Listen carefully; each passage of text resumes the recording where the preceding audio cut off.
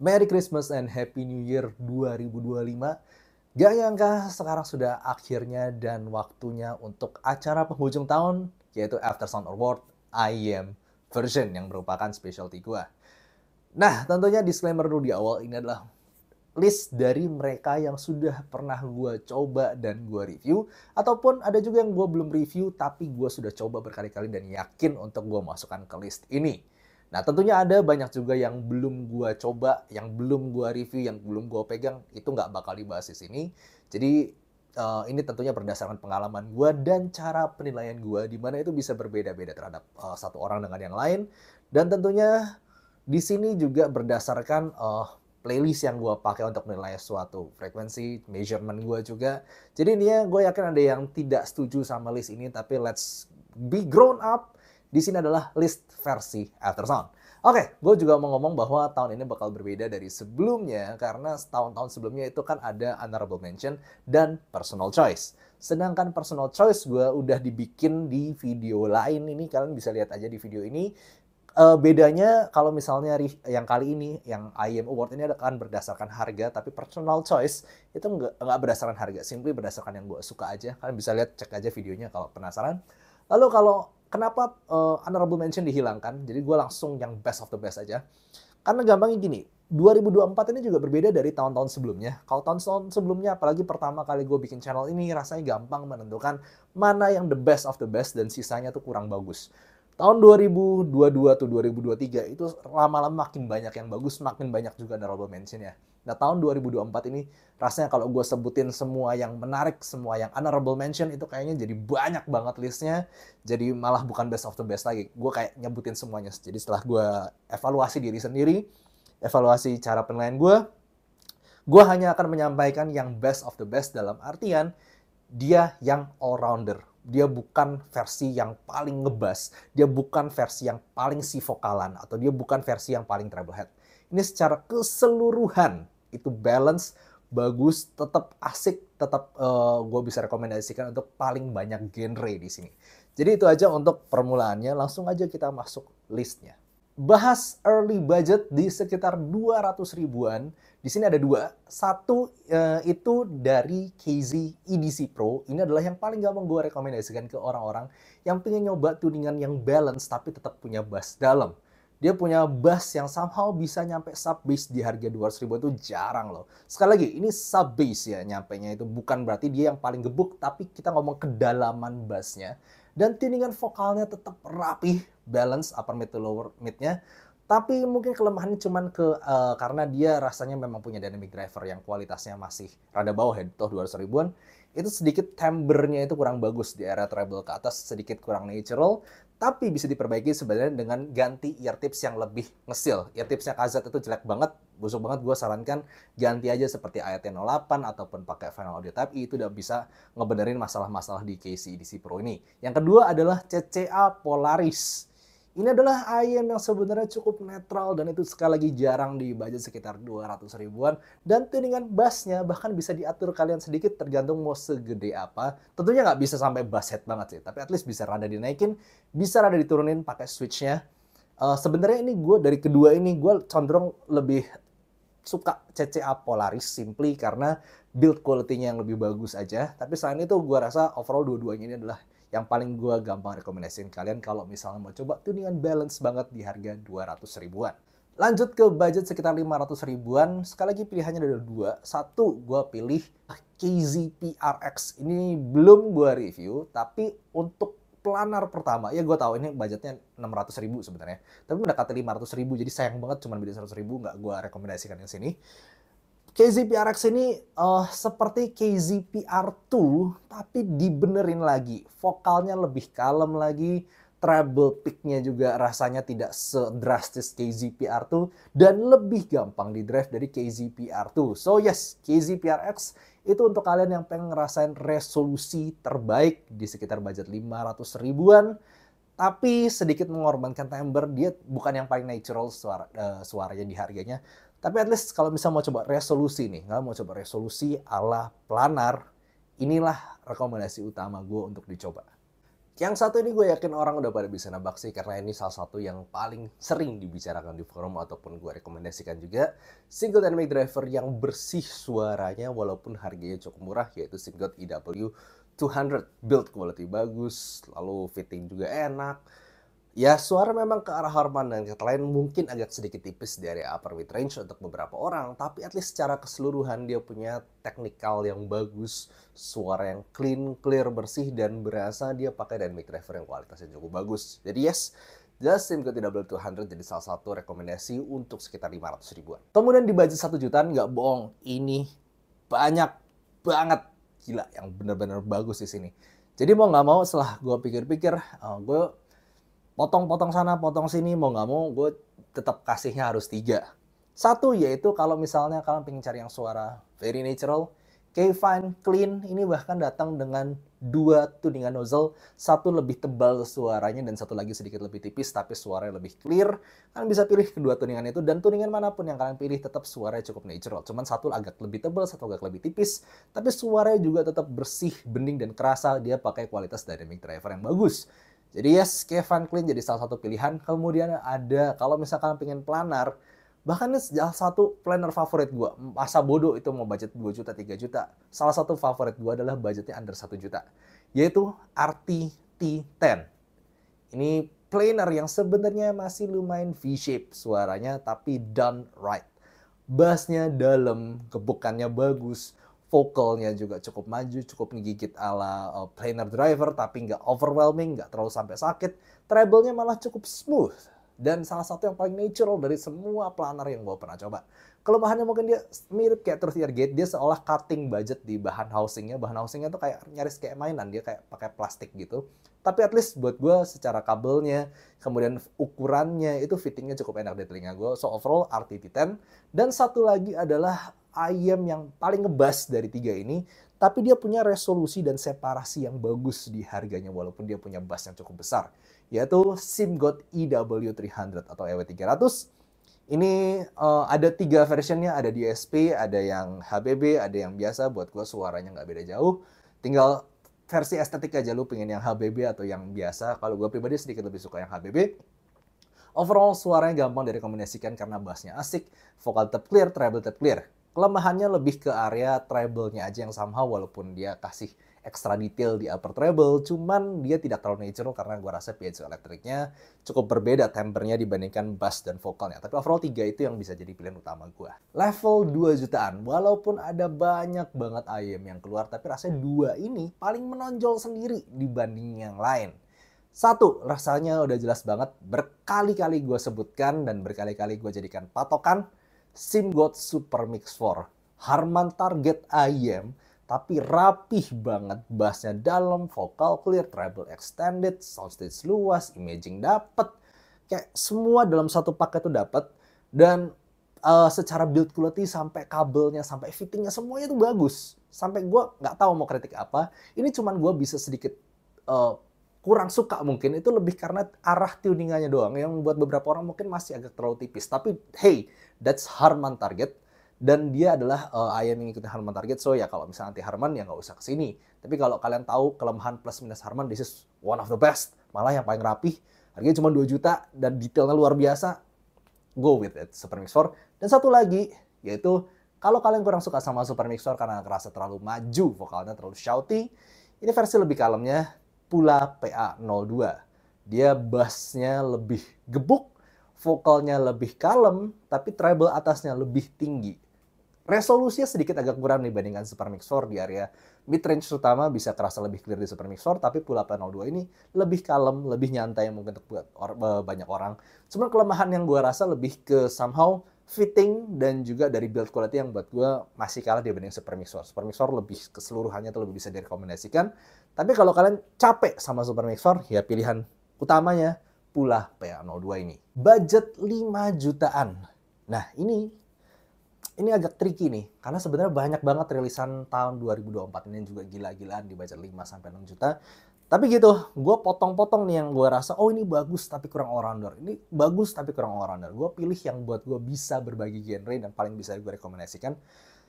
Cuman sayangnya, yang gue pribadi paling suka, itu tidak dijual secara resmi di Indonesia. Kalian harus beli ke Singapura di Hangout, atau kalian harus beli sendiri impor dari China, dari Shenzhen Audio, Moondrop Dusk. Ini absolutely one of my favorite IM ever.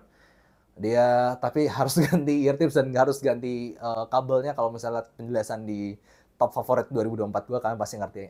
Ini superbly balanced dari ujung ke ujung, rapih tapi dynamics tetap dapat. Gue nggak pernah ngerasa kekurangan di sini, gue nggak pernah ngerasa kelebihan di sini.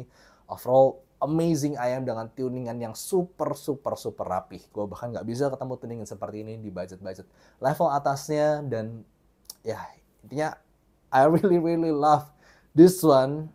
Cuman sayangnya nggak dijual secara resmi di Indonesia. Tapi kalau kalian bisa dapetin atau bisa kalian cobain, misalnya lagi liburan ke Singapura, please cobain. Dan tadi yang gue bilang ya, cobain pakai kabel balance dan cobain ganti ear tips yang bisa nge-seal ke kuping kalian. Lalu selanjutnya yang bisa beli di Indonesia nih kali ini ya, itu ada satu, ini sebenarnya rilisan baru tahun 2024 ini, tapi gue lihat di Tokopedia dia jual, Zigat Odyssey. Gue cukup kaget dari semua Zigat yang gue pernah review, malah ini yang paling agak murah, karena budgetnya sebenarnya nggak nyampe 5 juta, 3,3 juta, tapi everything done right. Tonal balance-nya bagus, dia masih mengikuti meta yang zaman sekarang, with just tilt di bass-nya. Lalu kemudian secara vokal very clear, dan dia balance vokal atas vokal bawahnya juga. Imaging-nya juga dapat, immersif secara pengalamannya tuh kayak dari mana itu suara datang berasa, soundstage luas, fittingnya dapat dengan mudah. Intinya ini salah satu keluaran 2024 yang rada akhir, tapi gue kaget seberapa bagus tuningannya itu dan seberapa gampang ini gue rekomendasikan ke orang lain. Dan budgetnya nggak nyampe 5 juta, cuma 3 juta, tapi masih masuk best choice di 5 juta. Itu amazing value. Lalu satu lagi sebenarnya IM yang juga gue belum review dan mungkin tidak akan review, tapi gue udah coba beberapa kali dan meyakinkan diri gue sendiri. Ini IM yang paling full bodied dari tiga-tiga yang gue sebutkan di budget ini. Bassnya asik banget, pukulannya benar-benar mantap. Lalu vokalnya a bit on the warm side, tapi tetap clean and clear. Dan treble-nya tetap bisa nyampein nada tinggi dengan bagus, ditambah separasi dan overall resolusi yang bagus di harganya. Vanguard T Pro. Jadi overall itu 3. Sayangnya favorit gue sendiri tidak bisa dijual di Indonesia karena satu dan lain hal. Cuman tiga-tiganya ini tergantung arah suaranya itu menjadi pilihan all-rounder. Semua tiga-tiganya all-rounder buat gue, tinggal lu cenderung lebih ke sana atau lebih ke sini, pertimbangan sana dan pertimbangan sininya. Di budget sekitar 10 jutaan ini, sebenarnya ini udah kategori ekstra nih. Sebenarnya kalau kita ngomong all-rounder itu 5-6 juta tadi, buat gue udah lebih all-rounder suaranya. Di sini cuma kategori ekstra kalau misalkan mau pingin sensasi-sensasi unik aja. Satu yaitu Duno DK3001 Pro. Ini salah satu rilisan yang sangat-sangat polarizing ya. Ada yang suka banget, ada yang nggak suka banget. Tapi at least gue harus akuin bahwa ini adalah salah satu IM yang luar biasa spesial di area treble-nya yang sangat-sangat lepas tinggi. Cuman nggak sakit di kuping gue. Lalu vokalnya tetap bisa somehow balance, nggak berasa tipis gimana-gimana. Masih tuningan meta sebenarnya, arah tuningan vokalnya ini. Bassnya very fokus ke sub bass, mid bassnya nyaris kurang ada.